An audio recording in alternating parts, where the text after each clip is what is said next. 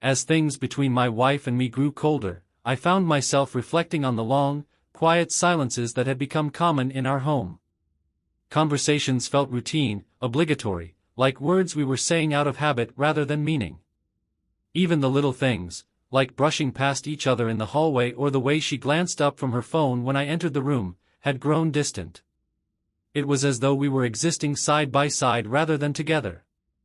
I missed the warmth, the lightness that once filled the spaces between us. In an attempt to change things, I suggested we take a break from our routine by visiting my sister, who lived a few hours away in another city. The idea of getting away, of stepping out of our bubble, seemed like the right move. I hoped a change of scenery, a little distance from the everyday stresses, might help us reconnect. My wife agreed, a little too readily. She seemed almost relieved by the idea, and that should have been a clue. But I wanted to believe she, too, was looking forward to rekindling what had become lost between us. We packed up and left the next morning, the city slipping away behind us as we drove in near silence, the only sound the quiet hum of the radio. My sister's home was in a peaceful neighborhood, lined with old oak trees and spacious yards, a far cry from the constant buzz and commotion of our own city life. When we arrived, my sister greeted us warmly, her face lighting up at the sight of us on her doorstep. She ushered us inside, introducing my wife to her new partner, Paul, and offering us a drink. The evening felt easy, the conversation flowing as we sat together, sharing stories and laughs. For a moment, I allowed myself to feel hopeful. Perhaps this getaway was exactly what we needed. The next few days passed in a gentle rhythm. We spent time exploring nearby parks, visiting quaint shops, and enjoying quiet evenings on my sister's back porch. My wife seemed to relax, letting her guard down in ways I hadn't seen in a long time. There was laughter in her voice again, an openness that felt like a glimpse of the woman I had fallen in love with. But there were moments, too, when she seemed distracted. At times, I'd find her staring out into the distance, her thoughts clearly miles away. When I'd ask what was on her mind, she'd give me a small smile and brush it off, saying it was nothing. I wanted to believe her, to push away the doubts that lingered at the edges of my thoughts. One evening, after a quiet dinner, I found her sitting alone in the garden, gazing up at the stars. She looked so serene, so lost in thought, that I hesitated to disturb her. But I felt a pull to be near her, to close the distance that had somehow crept between us. I approached quietly, sitting down beside her. For a while, we simply sat there, the silence comfortable yet charged with unspoken words. After a long pause, she turned to me, her eyes reflecting a hint of the uncertainty I had seen earlier. "Do you think we'll ever be like we were?" she asked, her voice barely a whisper. The question hit me harder than I expected. It was the first time she had acknowledged the distance, the quiet divide that had grown between us. I wanted to tell her that we would, that we could find our way back. But I hesitated, the words sticking in my throat. "I don't know," I finally said, my voice low. "But I'd like to try." We sat in silence, her hand resting gently in mine, as the night stretched on around us. It was a tentative peace, a fragile hope. But it was something to hold on to, however tenuous. In the days that followed, something shifted between my wife and my sister. They seemed to gravitate toward each other more and more, sharing private laughs and murmuring in low voices that I couldn't quite make out. At first, it warmed me to see them bond. My wife, who had often been reserved around my family, now seemed at ease, sharing in the joy and closeness I'd always had with my sister. But soon, a strange undercurrent emerged. I began to notice the glances they exchanged, the subtle nods, as though they shared some unspoken agreement, a silent language that shut me out. My sister had always been direct with me, the kind of sibling who told you exactly what she thought. This was different. They would often disappear for long walks, laughing about some inside joke when they returned, their expressions both distant and familiar. When I'd ask what they'd talked about, they'd glance at each other and say, "Oh, just girl stuff," brushing me off like I was prying into something I had no place questioning. One evening, I returned from a solo walk around the neighborhood, hoping to clear my head, and I found them together in the kitchen, talking in hushed tones over glasses of wine. They seemed so engrossed in their conversation that they didn't notice me standing in the doorway. My wife's hand rested lightly on my sister's arm, and their faces were close, expressions serious and focused.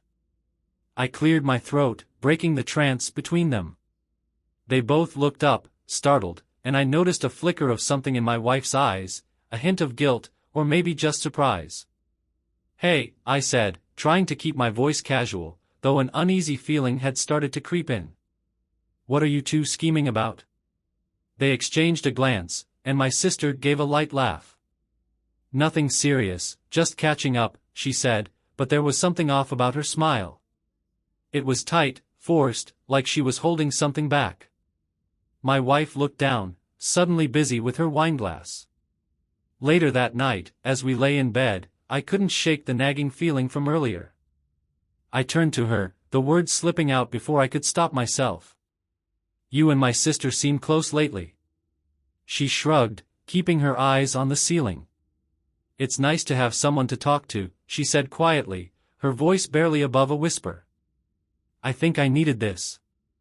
The simplicity of her words hit me with a surprising force. Was I that someone she couldn't talk to? I wanted to ask her, to push her for answers, but something held me back, as though I feared what I might hear. I settled for silence, hoping that maybe, with time, the gap between us would close on its own. But as the days passed, their closeness only seemed to deepen.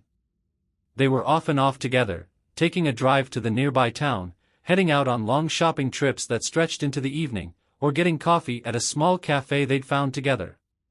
Each time I suggested joining them, they'd smile politely, but they never invited me along. It was as though they'd built a world I didn't belong to, a world where I was just an occasional guest. One night, my sister and I found ourselves alone in the living room while my wife took a shower. I decided to break the ice, to voice the concerns that had been building up inside me. "You and my wife have really hit it off," I said, attempting to keep my tone light, though I couldn't completely mask the edge in my voice. My sister looked at me, her expression thoughtful. "She's a wonderful person, Jack. I can see why you love her." There was something about her words that didn't sit right with me. They felt rehearsed, almost scripted, and I struggled to find a response. "She's been through a lot," my sister added, her voice softening. "It's good for her to have someone to talk to. You should give her the space she needs." Her words stung, as though she were subtly warning me off. I wanted to ask her what she meant, but again, I found myself holding back, trapped in my own silence. As the visit neared its end, I felt more like an outsider than ever. It seemed like my wife and sister shared a connection that I was not part of, a connection that left me questioning everything. In those final days, I tried to approach my wife, to pull her aside and have one of the deep, honest conversations we used to share. But each time I tried, she would give me a quick peck on the cheek and tell me she was tired, or that she just wanted to rest. On our last night, I found myself sitting alone in the garden, feeling the chill of the night settle over me. My wife and sister were inside, laughing together, their voices drifting through the open window. I couldn't remember the last time I'd heard my wife laugh like that with me. The realization hit me hard, a dull ache in my chest that I couldn't ignore.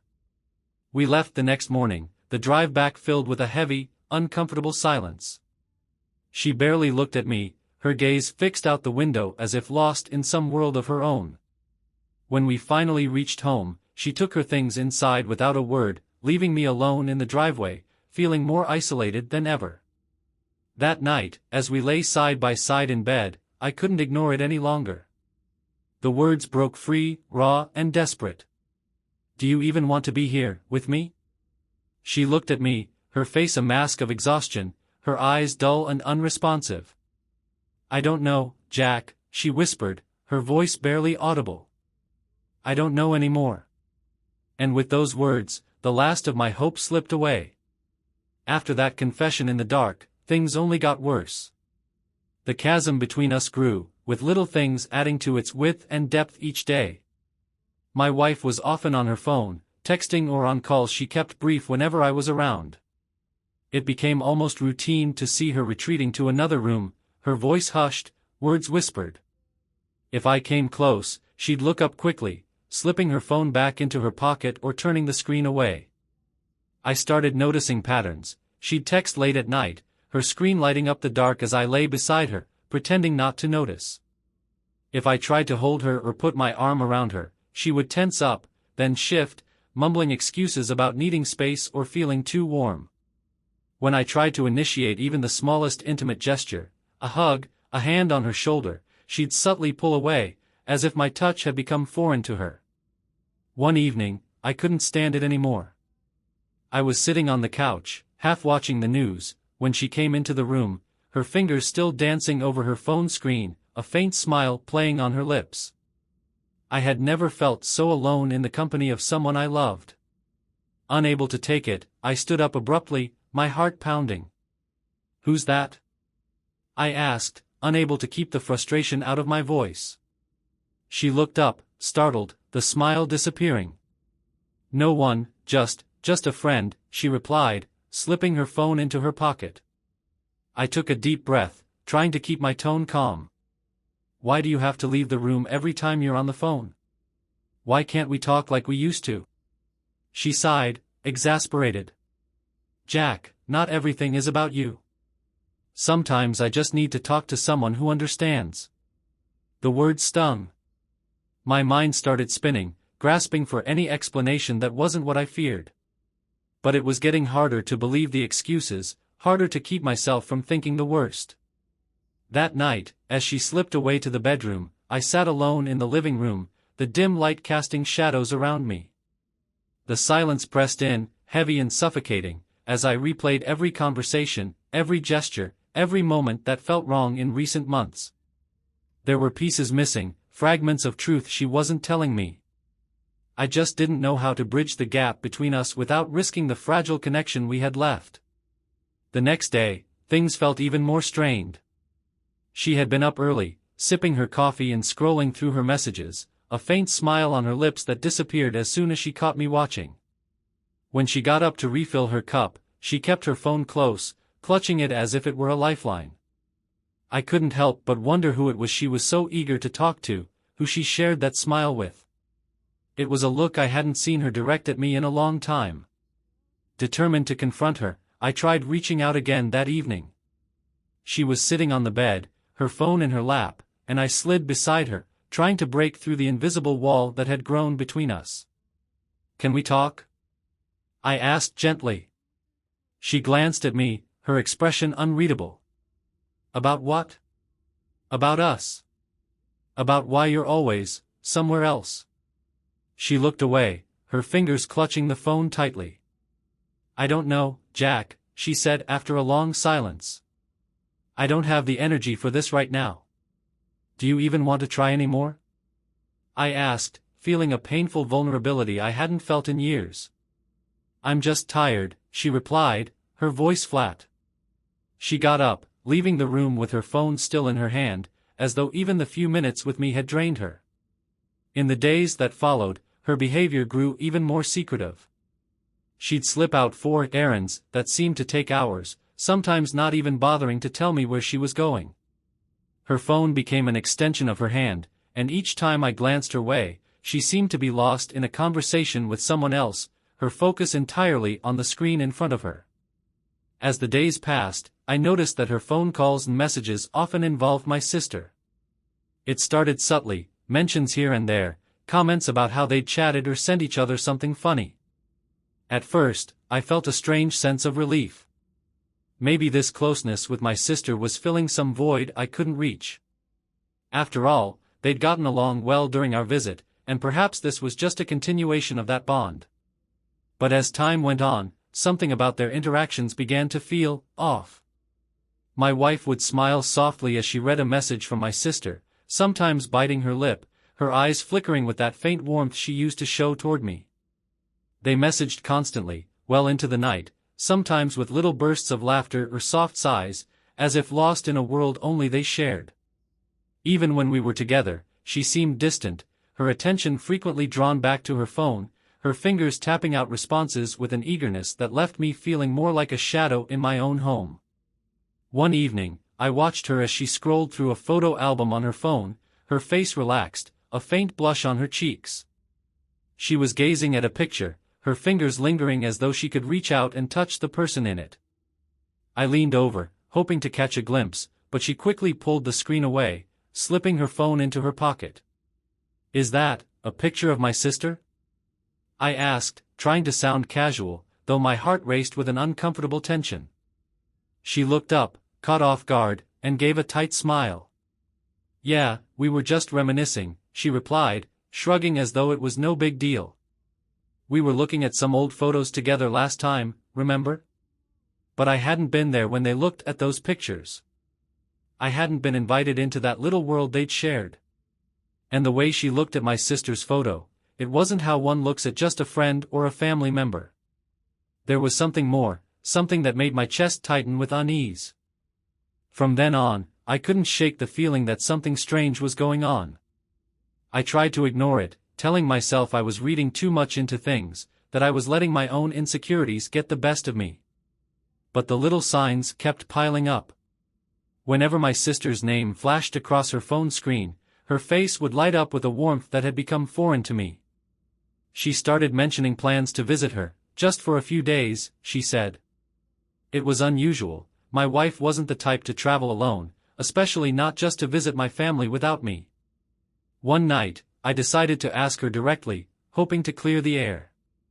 "So, you and my sister, you've been really close lately," I said, my voice carefully neutral. She shrugged, her tone guarded. "We're just talking, Jack. It's nice to have someone to confide in, that's all." "Confide in about what?" I asked, pushing a little harder, the words spilling out before I could stop myself. She paused, and I could feel the tension radiating off her. "Things," she finally said, her tone clipped. "Things you wouldn't understand." That hit me harder than I expected. I could feel the sting of rejection, the weight of a wall that had been built brick by brick between us, growing stronger with every word she didn't say. I wanted to ask her what those things were, what she felt my sister could offer that I couldn't, but the words got stuck in my throat. I didn't want to hear her answer. Part of me already knew that whatever they were sharing was something I couldn't touch. In the following weeks, the bond between them only seemed to deepen. My wife started dressing differently, a bit more daringly than before, as though she were trying to impress someone. She'd go out for hours, saying she was just meeting up with my sister for coffee or catching up on errands. Once, I tried to join them, but my wife insisted it was girl time, her voice laced with impatience as if my presence would somehow ruin whatever they were sharing. One evening, I came home early from work and found her in the backyard, phone in hand, deep in conversation. She didn't notice me watching as she laughed softly, her voice carrying a warmth and sweetness that I hadn't heard from her in months. She looked happy, but it wasn't the kind of happiness that was meant for me.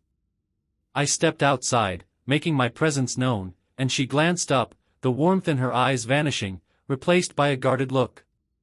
"Hey," she said, shifting uncomfortably. "Didn't know you'd be home so soon." "Who was that?"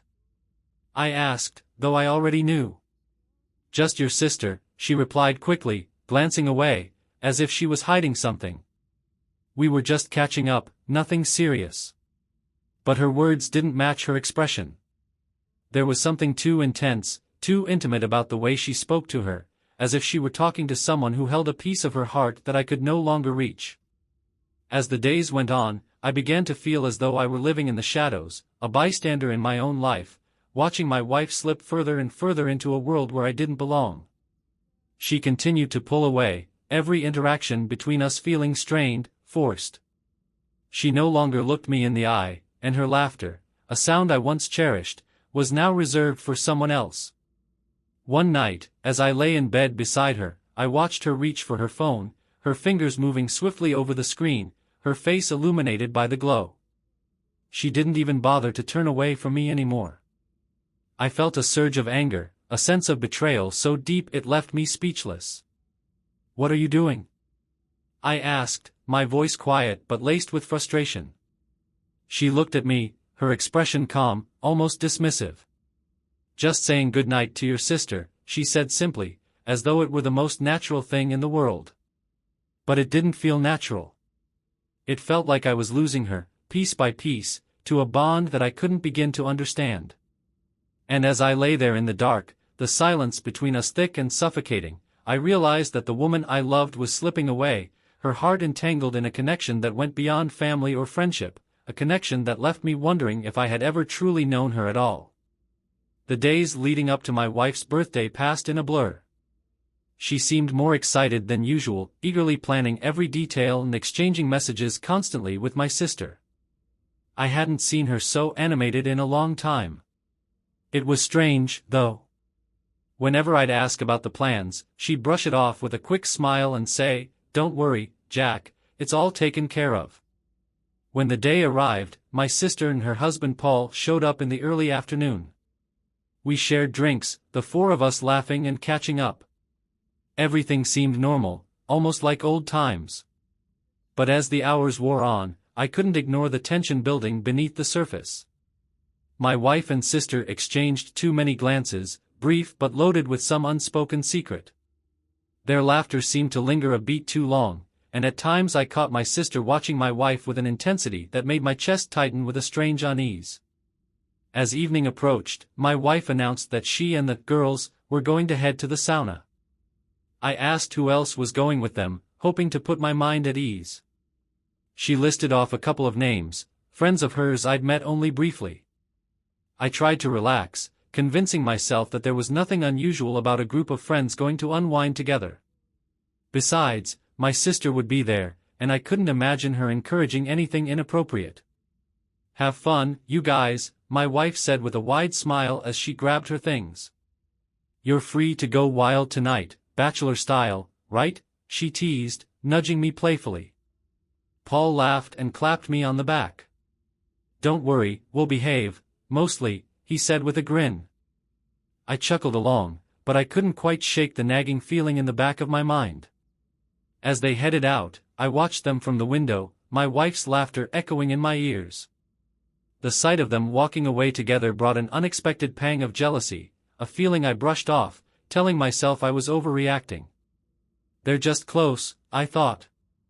My sister had always been a confidant to my wife, and I told myself it was natural that they'd want to celebrate together. Still, something didn't sit right with me. Later, my friends arrived, bringing the usual chaos of loud voices, laughter, and stories that grew increasingly exaggerated with each round of drinks. I tried to relax, pouring myself another glass, letting their jokes and the familiarity of their company wash over me. It felt good, being surrounded by my friends, even if there was a slight ache beneath the laughter, a sense of something slipping away. At one point, Paul and I slipped out onto the balcony to get some fresh air. The night was cool, stars glittering above us as the sound of my friends' laughter drifted through the open door. "Everything okay, Jack?" Paul asked, giving me a concerned look. I hesitated, then nodded, forcing a smile. "Yeah, just a bit tired, I guess." He looked at me, his gaze sympathetic.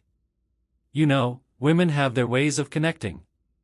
Maybe it's good for her to spend time with her friends, to unwind." I nodded, appreciating his attempt to reassure me. But the words did little to ease the sense of distance I felt, the nagging feeling that my wife was sharing something with my sister that went beyond simple friendship. I tried to shake off the thought, telling myself it was all in my head. They were just at the sauna, having a girls' night, nothing unusual. The hours ticked by, the celebration carrying on in full swing. But as midnight approached, I found myself glancing at my phone, wondering when my wife would be back. She hadn't texted or called, and as each hour passed, my unease grew. I excused myself from the group, stepping into the quiet of the living room and pulling out my phone. No messages, no missed calls. The next day, I couldn't shake the strange tension from the night before. Every detail, every pause, replayed in my mind, building a quiet but relentless unease. Something felt wrong, but I tried to ignore it, telling myself I was overreacting. I knew my sister and my wife were close, but this growing sense of secrecy between them, the way they'd looked at each other when I asked about their night, it gnawed at me. But the thing that bothered me most was that during their sauna trip, I hadn't received a single text or call from my wife. She'd told me she would be with friends, and they'd all planned to have a night together, but there was no communication at all. Just a silent void that felt heavier with each passing minute. Finally, I couldn't stand it. The thought lingered like a dark cloud. What if something had gone wrong? What if there was something they weren't telling me? Against my better judgment, I decided to drive over to the sauna. I told myself I just needed to check that everything was okay, to shake this uneasy feeling that something wasn't right. The drive was quiet, my heart pounding louder with every mile. When I pulled up to the sauna, the parking lot was nearly empty. There were no other cars except my wife's and my sister's. I frowned, the pit in my stomach widening. Where were the friends she mentioned? I took a deep breath, trying to steady my nerves, and walked inside. The place was dimly lit, quiet save for the faint hum of soft music playing in the background. The air was thick with the scent of essential oils and cedarwood. I walked down the hallway, my footsteps muffled on the wooden floor, heading toward the private sauna room I knew they had booked. As I reached the door, I paused, my hand hovering over the handle, listening. Inside, I heard soft murmurs, low voices barely audible over the faint hiss of the sauna. I recognized my sister's voice, quiet, gentle. And then, my wife's laughter, soft and almost breathless, a sound I hadn't heard from her in what felt like forever. I couldn't ignore the tug in my chest, the sharp pang of jealousy mixed with something deeper, something colder. Unable to hold back, I slowly opened the door, and what I saw made my heart skip a beat. Inside the sauna, bathed in the warm glow of the light, my sister was seated behind my wife, her hands gently massaging her shoulders. My wife's eyes were closed, her head tilted back, a look of deep relaxation on her face. My sister's fingers moved slowly over her shoulders, her touch lingering, almost intimate. She was leaning close, her lips near my wife's ear, whispering something softly, her face inches from my wife's neck. My wife didn't flinch, she didn't pull away. Instead, she smiled, a small, serene smile that seemed to belong to a world I couldn't touch. They looked so comfortable, so at ease, as if they were alone in their own private space, two people sharing something I had no part in. A mix of emotions surged through me, shock, confusion, and something darker, something painful. I watched as my sister's hands moved down my wife's back, lingering just a moment too long, her touch tender in a way I couldn't ignore. She leaned forward again, her lips brushing my wife's ear as she murmured something I couldn't make out. Whatever she said made my wife laugh softly, her shoulders relaxing even more. I didn't know how long I stood there, frozen in place, unable to tear my gaze away from the scene before me. Time seemed to stop, each second stretching endlessly as I tried to make sense of what I was seeing. The intimacy between them was undeniable, a connection that went far beyond mere friendship. I felt like an intruder, a spectator to a moment that was never meant for me. Finally, unable to bear it any longer, I cleared my throat, my voice sounding louder than I'd intended in the quiet room. They both looked up, their expressions shifting from relaxed to startled in an instant. My sister pulled her hands back quickly, her face flushed, and my wife straightened, a look of surprise mixed with something else, guilt, maybe, in her eyes. "Jack, what are you doing here?" she asked, her voice steady, though her expression betrayed her discomfort. I came to check on you," I stammered, my mind still reeling, trying to process what I'd walked in on. "You said you'd be with friends, but, you're alone?" She glanced at my sister, and they exchanged a look I couldn't read. My sister's face was flushed, her gaze shifting away from mine. "We were going to invite them," my wife said quickly, as though searching for the right words, "but they couldn't make it, so it was just us." The explanation sounded hollow, and I couldn't shake the feeling that something crucial was left unsaid. I forced myself to meet her gaze, searching for answers in her expression. "You could have told me," I said quietly, the hurt bleeding into my voice. "I was worried." She sighed, a hint of exasperation flashing across her face. "Jack, you don't have to worry about everything. We just wanted some time to relax." I nodded slowly, feeling the weight of the distance between us more acutely than ever. The look she and my sister had exchanged spoke volumes, a silent understanding I wasn't a part of. My sister gave me a small, strained smile, as if trying to reassure me, but her gaze remained wary, guarded. "Well, I'll leave you to it, then," I said, the words catching in my throat as I turned to go, feeling more like a stranger than ever. As I walked back down the hallway, the air outside the sauna felt cold and sharp, a harsh contrast to the warmth of the room I'd left behind. My mind raced, replaying the image of them together, the quiet intimacy they'd shared. No matter how hard I tried, I couldn't erase the feeling that I was being shut out, that there was a bond between them that was growing stronger with every passing day. When I got home, I poured myself a drink, the silence of the empty house pressing in around me. The doubt, the confusion, the sense of betrayal, it all circled in my mind, refusing to let me rest. And as I sat there in the dark, waiting for her to come home, I knew that whatever had happened in that sauna, whatever they'd shared, had changed something between us irrevocably. I could feel it like a shadow, lingering at the edges, a quiet but undeniable truth that was slipping further and further out of reach.